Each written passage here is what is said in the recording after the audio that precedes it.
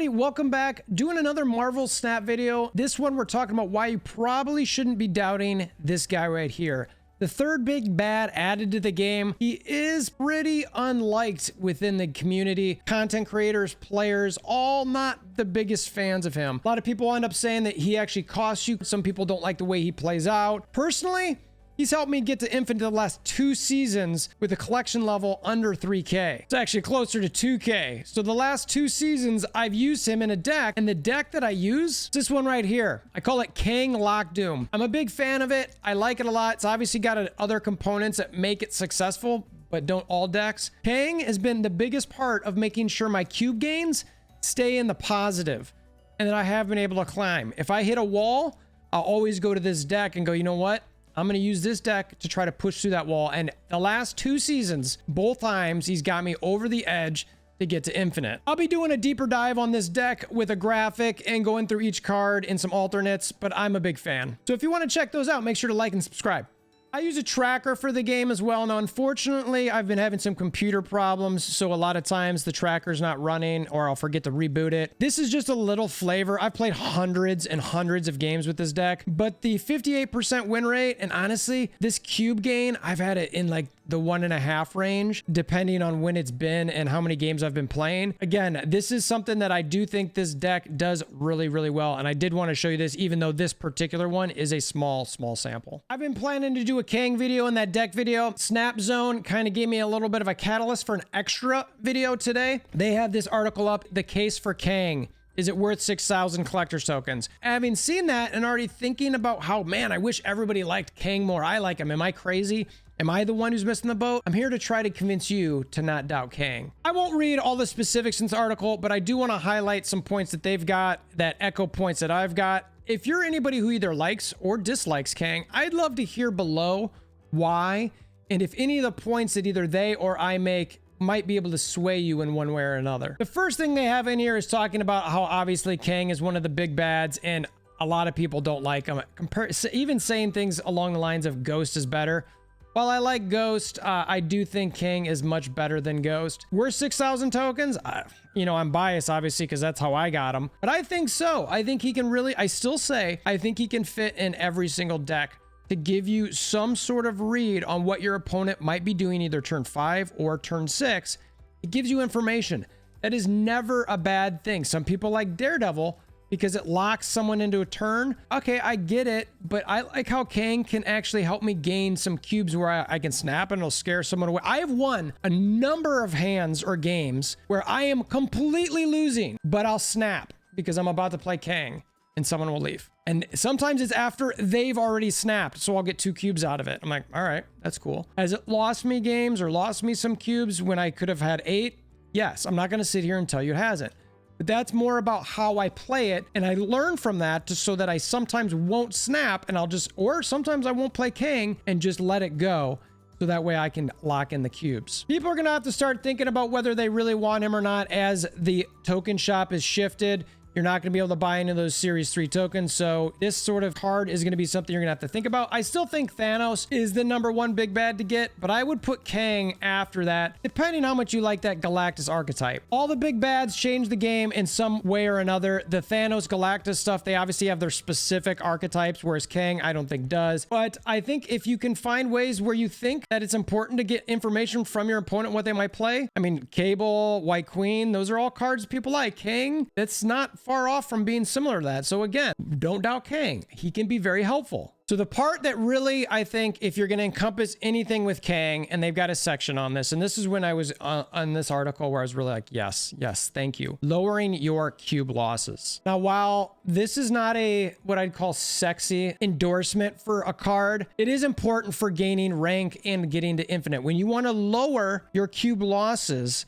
that means you can rank up higher. So think about it maybe as not lowering your cube losses, but ranking up better, faster, more efficiently. Because if you can do that, you will be better off. And that's really what they talk about here, is that you really start learning about what is going to happen in the game. If somebody's going to slam down some Sarah Surprise, you know, a Mystique copy of a Darkhawk or a Devil Dinosaur, Kang helps you see that. I personally like to save Kang for turn number 6. An arrow that might come out. Now, arrow's been nerfed a bit, but still, it's good to know. Even in a Galactus deck, you're worried about getting arrowed?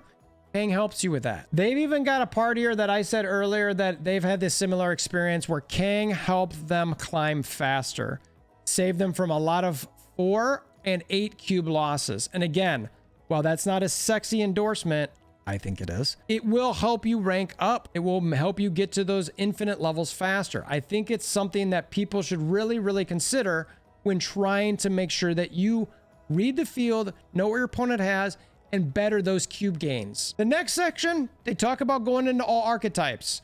Sometimes I've been saying, you know, you don't need it with Shuri, mainly because you already know what you're doing with Shuri, but maybe there's a play that someone might have with Shuri with a Shang-Chi, or I guess maybe still an arrow, maybe. And you want to see what they're going to do. Kang doesn't hurt. It's a helpful card. It's like, well, I just want to see what's happening. Now, if you're so confident, and this happens with any deck, if you're so confident that you're going to win, don't use Kang. There's no reason to use Kang, but just be confident. And that's the big thing with Kang. You want to know when to play him. Sometimes you don't want to play him. The game of Snap is a lot like the game of poker. Is you want people to stick around and bet their things when you're going to win, and you want them to leave when you're going to lose. That really encompasses everything. And Kang helps you do that.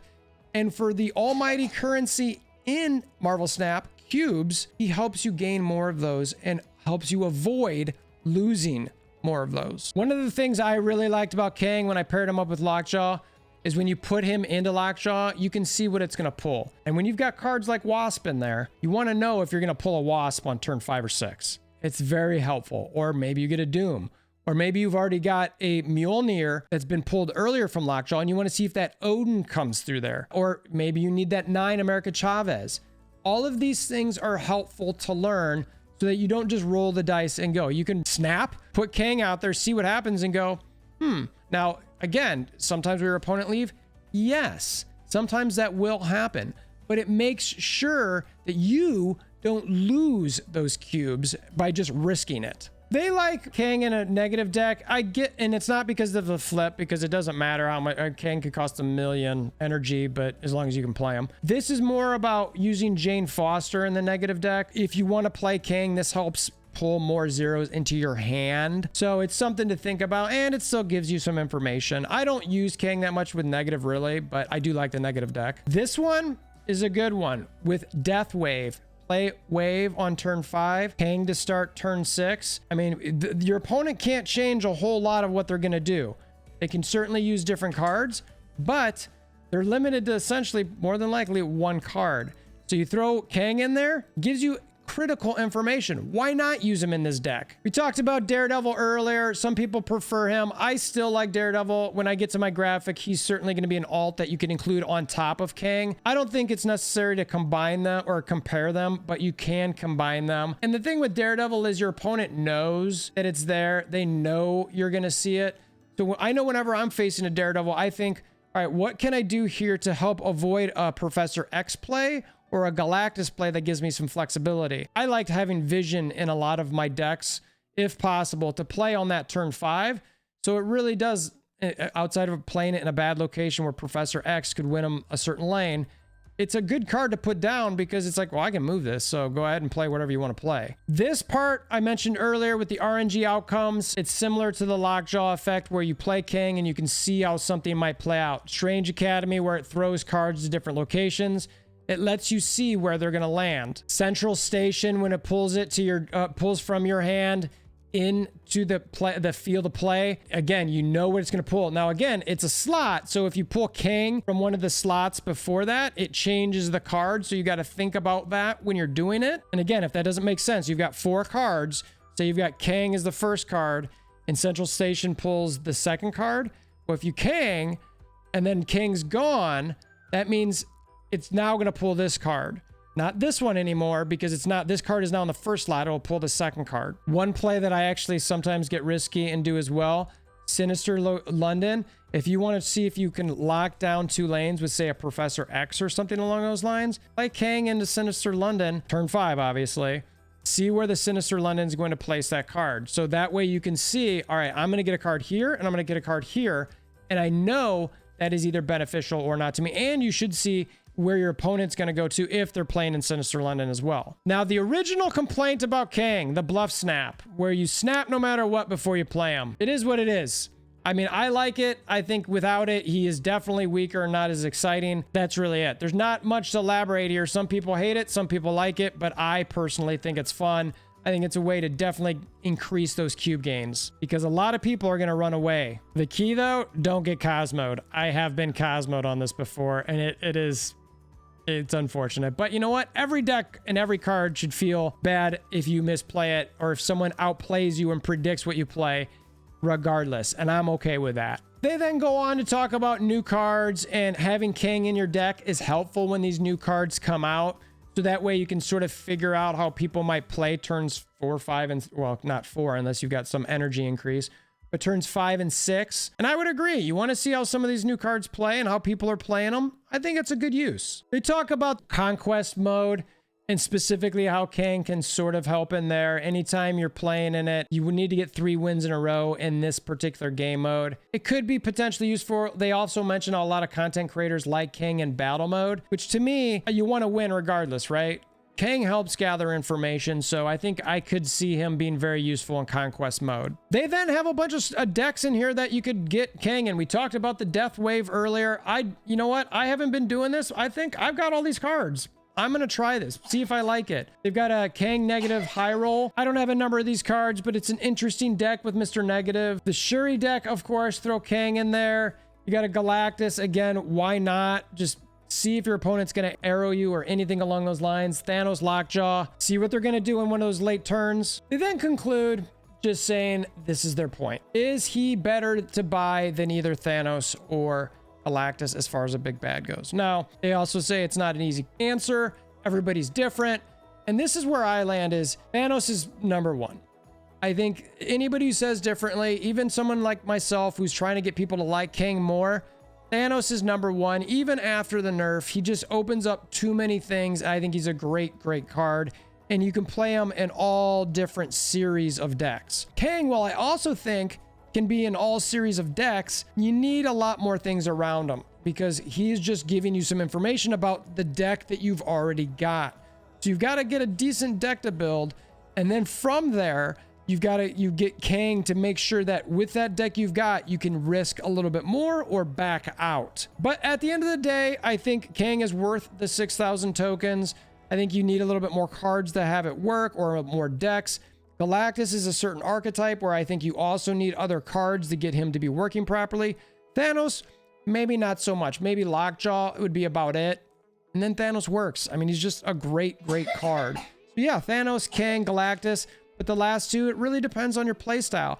If you don't like to get risky and you like things straightforward and you don't like to play mind games, Kang might not be for you. But I don't want people to doubt Kang, I hope. You know what? Everybody do what you want to do. But I don't doubt Kang, and I would love to try to convince some people to not doubt him as well, because I think he's a great card. He's helped me jump to Infinite 2 seasons in a row. I've loved playing this deck. It's been absolutely amazing, and I don't know. Let me know what your thoughts are on Kang. Is he still going to stay off the radar for you? Has this convinced you just a little bit to maybe consider him? I'd love to hear from you in the comments below, in the Discord, which is linked in the description below. If this video has been helpful for you at all, please consider hammering down that like button. And until next time, I hope you have a wonderful day.